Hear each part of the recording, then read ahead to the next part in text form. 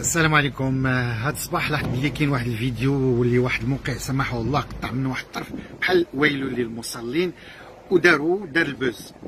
معليش، الان انا كنعتذر بزاف من لاله سعاد صابر، وان كان الكونسيبت ماشي هو هذا، لانه طلبوا مني نقول واحد الكلمه بحق الزوجه ديالي، ولكن قبل ما نقولها بالزوجه ديالي قلتها في لاله سعاد صابر وقبلت راسها والاخت ناعمه الياس، ولما كحست سعاد صابر باش نكون بينها وبين مراتي ساهو مني، ما رديتش بالي باللي ما عندهاش هكذا وتعثرات شي شويه. الحمد لله ما طاحت ما حتى شي حاجه، ولكن هما هزوها الطريف. كنعتذر لك لاله سعاد، وان كان هذا الشيء كان بيناتنا بالتليفون البارح، وقلت لك راني لما شفت الفيديو حشمت من راسي وكنعتذر لك قلبنا ضحك، ولكن ما فيها باس. حتى لا دار الفيديو البوز بهذه الطريقه فاحسن، على الاقل نديروا البوز بقيم انسانيه وباشياء اللي يمكن ما نبغيوهاش توقع في المجتمع ديالنا، ولا تضر لا الاباء لا الامهات لا الفنانه ديالنا. فانا غادي نرفق لكم هذا الاعتذار ديالي الرسمي بالفيديو الاصلي باش تشوفوه وتحكموا بنفسكم. ومع ذلك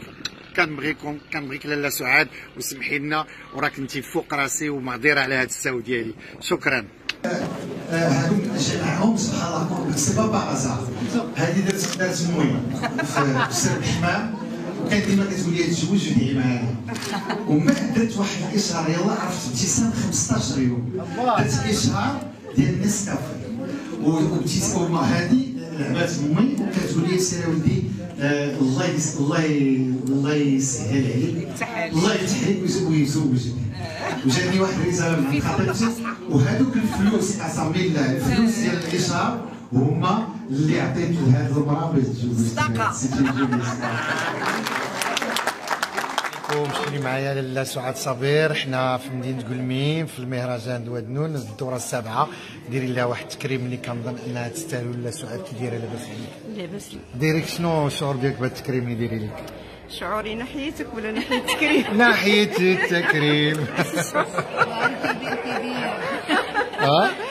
في الحقيقة هي محطة تندرو بزاف وكنمشيو ملي كتجلس في الظل وكيجي واحد التكريم كينفض عليك الغبار وكيشوفوك الناس المحبين ديالك واللي كيعشقوك.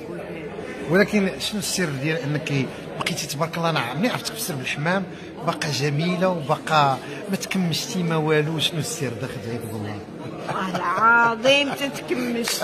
لا هانتوما شهدوا. والله العظيم اتمتع بالحب، الحب الكبير اللي كيحبوني به الجمهور ديالي والناس ديالي، واللي لقاني كيعنقني ويسلم عليا. اذا انا استمد الحب والجمال من عينين هاد المحبين ديالي، وكذلك انت، لانني كنعتبرك ولي الروح. الله يحفظك، الله يطول عمرك.